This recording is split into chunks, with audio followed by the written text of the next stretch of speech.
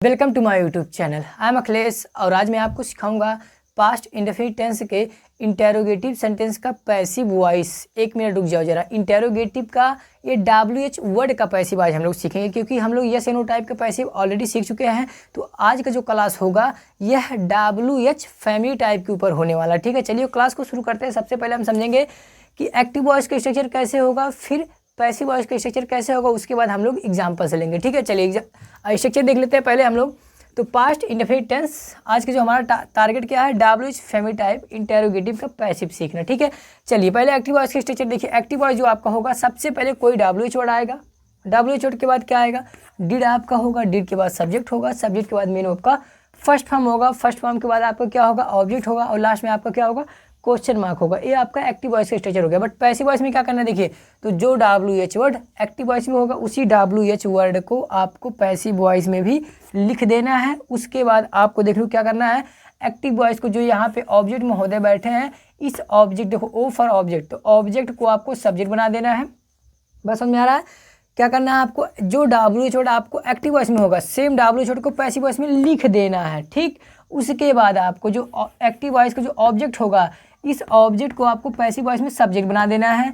और उस जब यह ऑब्जेक्ट आपका सब्जेक्ट बनेगा तो इसी के अनुसार आपको एक हेल्पिंग वर्ब ले लेना है। बस इतना करना है, आपको वाज या वर लगा देना है। ठीक है, उसके बाद आपको फिर मेन वर्ब का थर्ड फॉर्म लगाना है, थर्ड फॉर्म के बाद बाई लगाना है, बाई के बाद जो एक्टिव वॉइस का यहाँ जो सब्जेक्ट होगा उसी सब्जेक्ट को आपको पैसिव वॉइस में क्या बना देना है, ऑब्जेक्ट बना देना है। ठीक है, आई होप कि आपको स्ट्रक्चर समझ में आ गया होगा। आप एक बार ध्यान से अगर समझेंगे तो आपको इसमें अलग से दिमाग ही नहीं लगाना है, क्योंकि जो एक्टिव वॉइस के में WH वर्ड आ रहा है same WH word passive voice में हम नोट कर दे रहे हैं। बाकी का जो प्रोसेस है यह यस या नो टाइप के जैसा ही हो जा रहा है। देखो यस या नो टाइप में हम लोग क्या कर रहे थे, ऑब्जेक्ट को सब्जेक्ट बना रहे थे और इसको हम इसके मतलब जो ऑब्जेक्ट का सब्जेक्ट बन रहा था इसके अनुसार एक हेल्पिंग वर्ब लगा रहे थे। तो यहाँ पर भी तो वही कर रहे हैं। तो जब हम ऑब्जेक्ट को सब्जेक्ट बदल रहे हैं तो इसके अनुसार वाज या वर एक लगाएंगे। ठीक है, उसके बाद सब्जेक्ट के बाद थर्ड फॉर्म यस या नो टाइप में लिख रहे थे, यहाँ पर भी सब्जेक्ट के बाद हम लोग यस या मेन वर्ब का थर्ड फॉर्म लगा रहे हैं।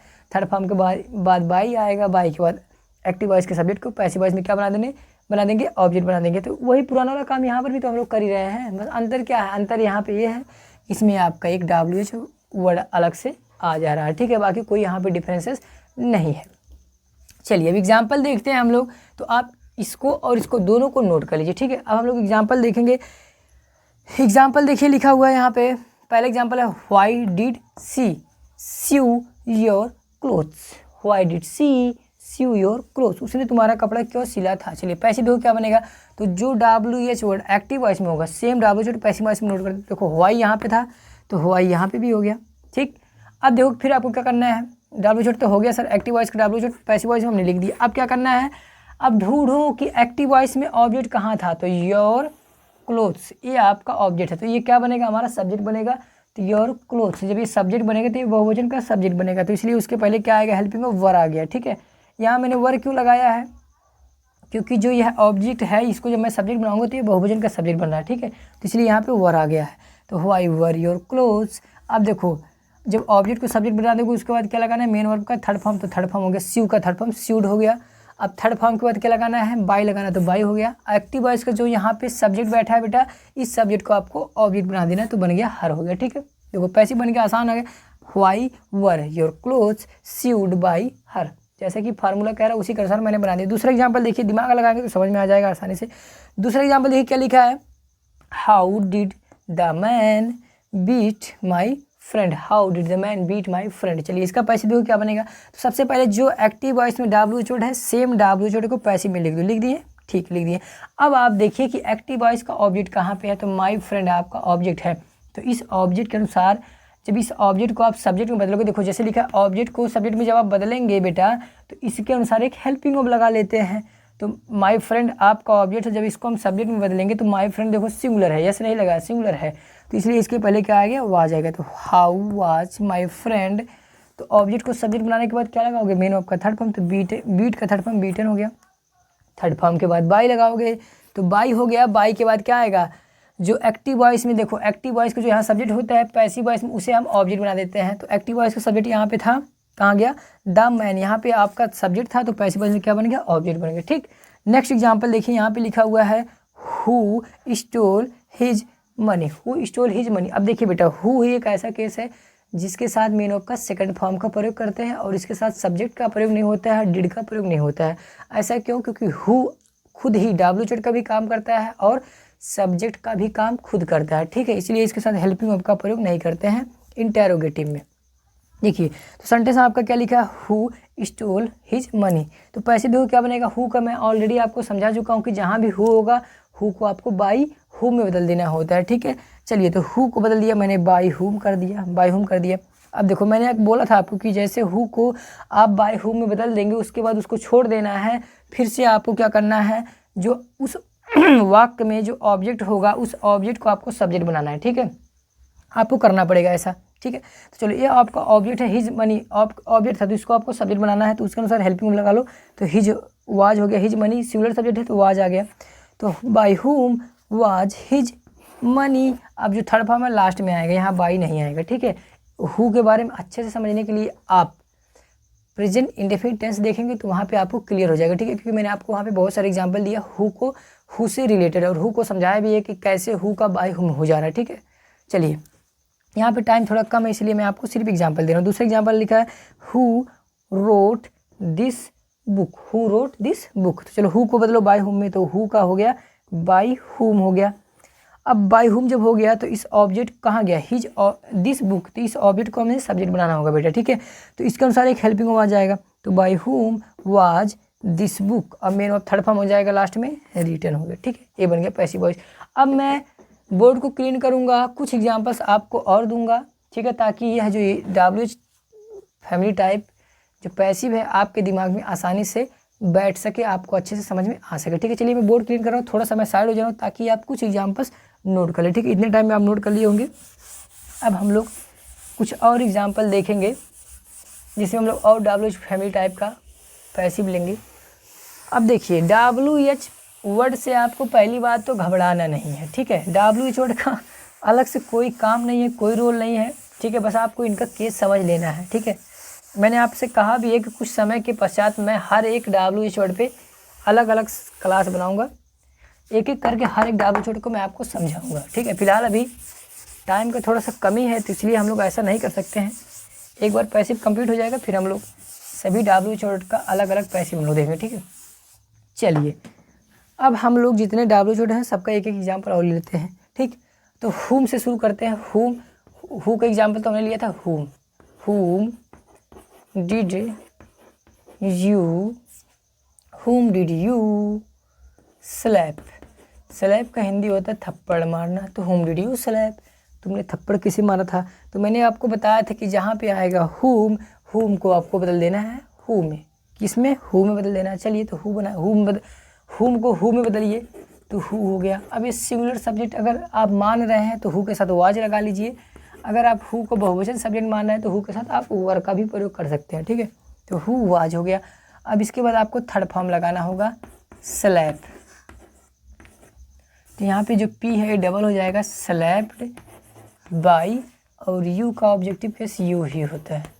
अब कहेंगे सर यहाँ का पैसिव समझ में नहीं आया, आप कैसे क्या कर दिए। देखिए बेटा आपको डिटेल समझने के लिए तो आपको प्रेजेंट इंडेफिनिट टेंस का ही देखना पड़ेगा, वहाँ पर भी इसको समझाया गया अच्छे से कि यहाँ पे टाइम का थोड़ा अभाव, ठीक है। फिर भी मैं यहाँ पे थोड़ा सा आपको बताता हूँ कि हुम को हु में क्यों बदल रहे हैं। देखिए जो हुम होता है ये आपका ऑब्जेक्टिव केस होता है और हुम का सब्जेक्टिव केस क्या होता है, हु होता है। तो जैसे कि हम जान रहे हैं कि हर एक पैसिव में हम क्या करते हैं, एक्टिव वॉइस के सब्जेक्ट को पैसिव वॉइस में ऑब्जेक्ट बनाते हैं और एक्टिव वॉइस के ऑब्जेक्ट को पैसिव वॉइस में हम सब्जेक्ट बनाते हैं, यही काम कर रहे हैं। तो यहाँ पे ऑब्जेक्ट जो है, अब ऑब्जेक्ट आपका WH फैमिली टाइप के रूप में है, तो हमें इसका सब्जेक्ट भी WH फैमिली टाइप के रूप वाला ही चाहिए, इसीलिए हम हुम को हु में बदल दे रहे हैं, ठीक है। बात समझ में आ गया होगा।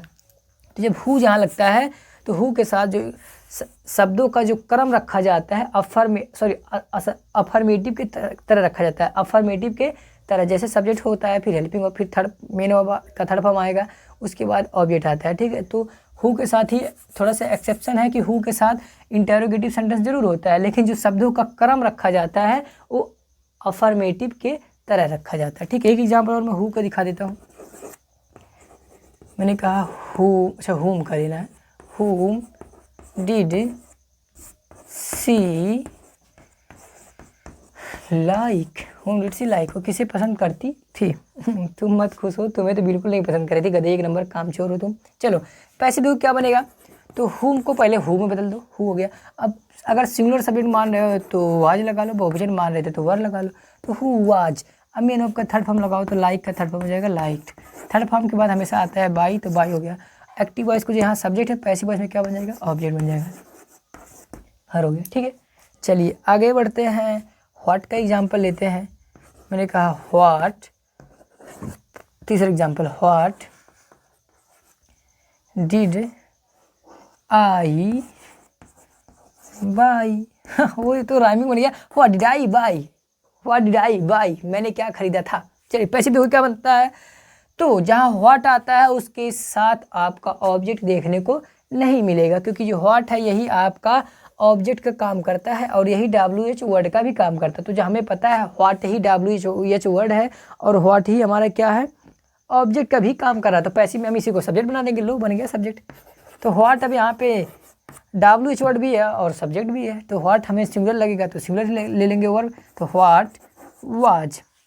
मेन वर्ब को थर्ड फॉर्म लगाओ, बाई का थर्ड फॉर्म होता है बॉट, BOUGHT। लो भैया मेरी राइटिंग है, सबको समझ में नहीं आती, BOUGHT। So what was bought. Third form के बाद हमेशा लगता है बाई, तो बाई लगा दो, बाई के बाद एक्टिव वॉइस का सब्जेक्ट को पैसिव वॉइस में क्या बना दोगे, ऑब्जेक्ट, लो बन गया पैसिव। ठीक, एक और एग्जांपल व्हाट का, तो व्हाट डिड दे,